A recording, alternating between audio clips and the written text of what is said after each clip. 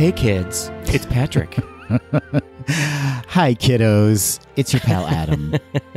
And you're listening to episode 10, the 10th day, the 10th gay of Christmas. Yes, let's make it very clear, Patrick. It's not a day, it's a gay. That's right. And I already said it wrong. It actually is the 12 gays of Disney, the 10th day of the 12 gays of Disney. I don't know what we're doing anymore, Adam. Where even are we? The 12 gays of Disney. Yes. What a moment for culture right now. Where we talk about a different Disney topic every day for 12 days. Can you handle it? I'm asking you, Adam, can you handle it? I'm confident that I'm going to see us through this. Are you confident? I like to quit right at the end, so I will be here for episode 11, and who knows? Who knows for 12? Who can say? Who can say? But let's get to our topic of the day, Adam. Our topic today is my Disney experience. How about that? How about that indeed? You know, it's been my Disney experience that I have not been in love with my Disney experience on my last few trips, though we have not yet actually seen and utilized the new Disney Genie portion of it. It's true. We have not had the experience of Disney Genie yet, but why so down? Why so glum on my Disney experience the past couple trips? It's just been really not hard to utilize or hard to navigate, but just hard to make work. You know, like it's always like either glitching or stalling or too many people are using it at the same time. So it's really slow or nothing will scan on it. It's just been very inconsistent for me.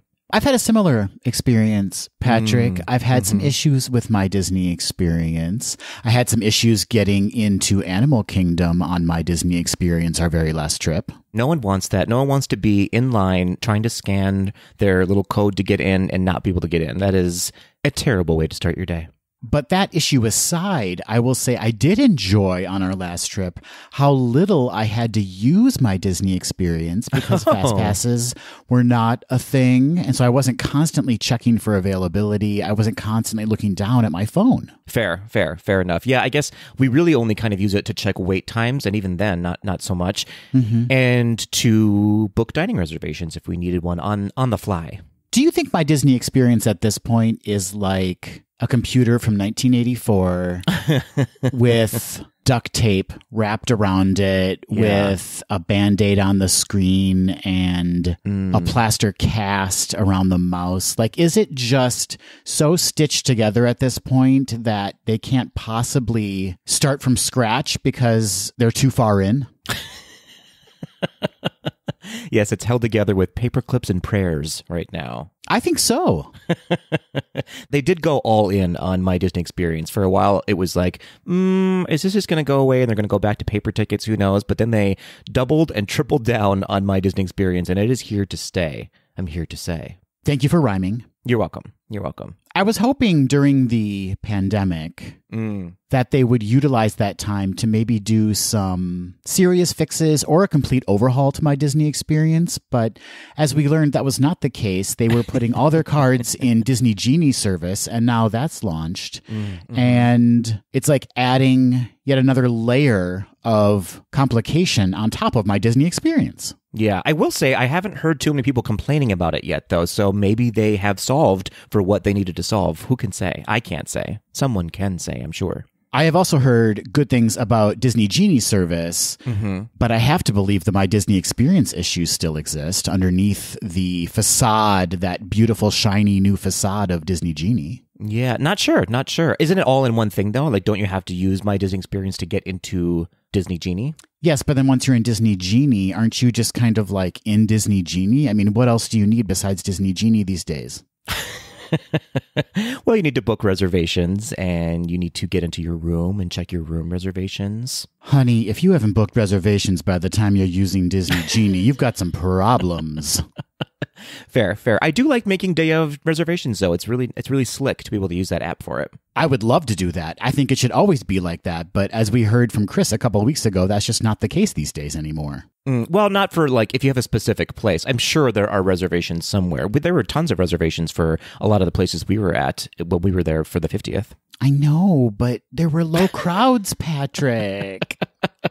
Okay, fair. You are just going to be negative the entire time. I'm trying to spin it positively, but you're not having it. I don't think it's negative. I think it's just being realistic. I think the game has changed since we were there even just a couple months ago. And now the crowds are back and things are getting real. Fair. Okay, fair enough. Do you have a favorite feature of My Disney Experience? Unlock my door is kind of fun when that works. Do you send it to other people? I do. I actually unlock other people's doors with it. I just go from room to room and see if it works. As many Tweedles will know, during our last trip, we were giving out pins, and I needed some additional pins. And our buddies Paul and Bart were back at the resort, and I thought perhaps I could try unlocking my door for them from inside the park, and that, of course, did not work. But what did work was a nearby housekeeper who just let them into my room.